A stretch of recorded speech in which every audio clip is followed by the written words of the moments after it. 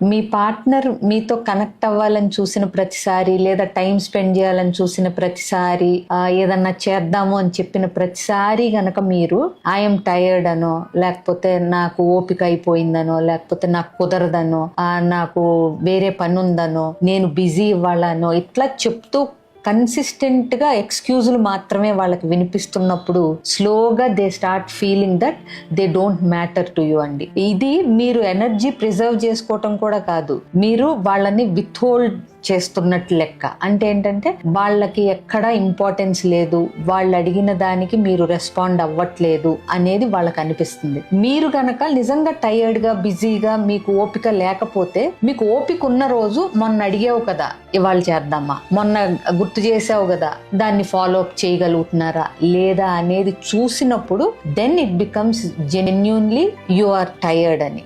So ఇది గమనించి partner అవసరాలని emotional కనెక్షన్గా వాళ్ళు చేసే ప్రయత్నాలని గుర్తించి మీరు కూడా రెస్పాండ్ అవ్వగలరేమో చూడండి.